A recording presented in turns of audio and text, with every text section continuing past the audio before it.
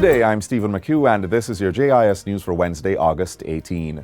Jamaica's infrastructure has largely been spared the wrath of Tropical Storm Grace. The system blanketed the island on Tuesday, dumping several inches of rainfall.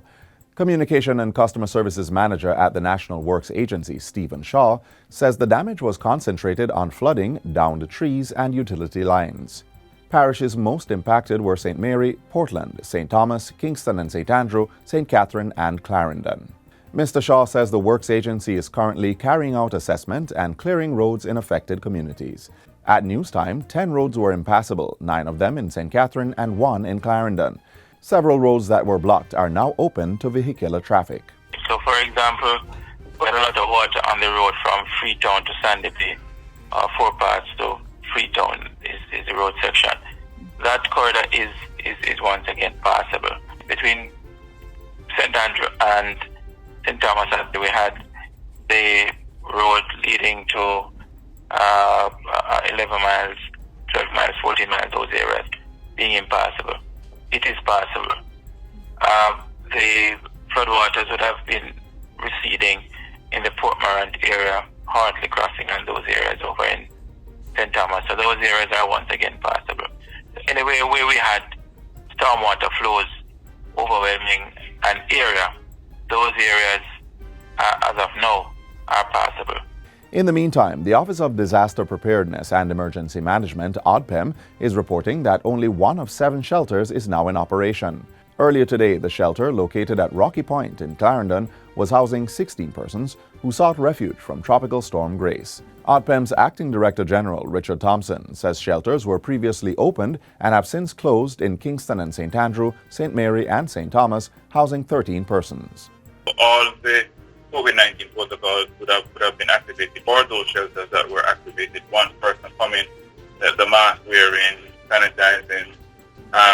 There was no need, we were told, to use any one of the isolation rooms at those shelters that were activated.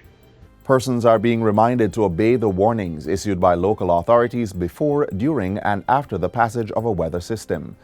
ODPEM's Acting Director General Richard Thompson made the plea as some Jamaicans were caught flat-footed during yesterday's passage of Tropical Storm Grace. In one incident, 3 vehicles were trapped overnight in the Bog Walk Gorge after failing to adhere to the warning that the gorge was impassable. In another, a bus was washed into the Rasta Gully in Clarendon. Mr. Thompson says when persons disregard the notifications from local authorities, they're not only endangering themselves but the lives of first responders. We still urge persons that whenever time we are having these kind of emergencies, these kind of rainfall activities, that they should not try to traverse areas that have been closed by the authority, areas that are prone to flooding, especially rivers, gullies, fords, streams. Don't try to cross those areas. So we keep reminding persons to be vigilant and to continue to help us to help you.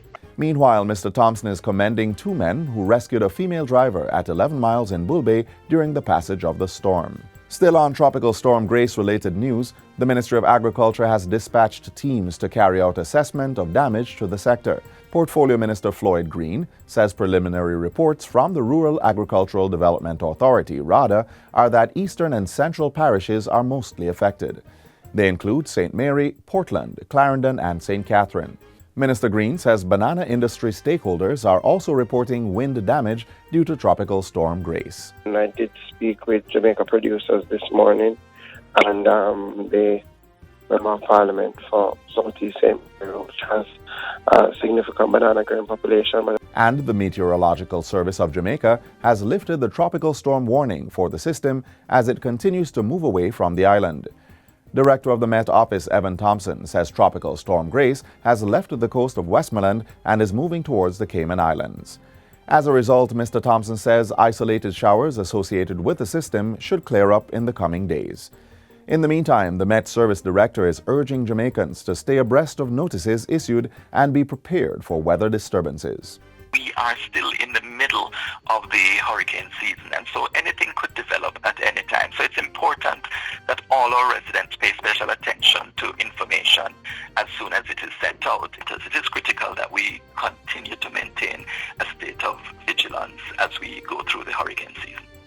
And finally, the Ministry of Local Government and Rural Development has launched a special assistance fund for the Republic of Haiti. On Saturday, the neighboring island was rocked by a 7.2 magnitude earthquake, which claimed close to 2,000 lives. Haiti is also reeling from flooding associated with the passage of Tropical Storm Grace. The fund is being managed by the Office of Disaster Preparedness and Emergency Management, ODPEM. Donations may be made to ODPEM's current account at the NCB Oxford Road branch to account number 212-387-304. And that's it for JIS News Today. I'm Stephen McHugh. Thanks for watching.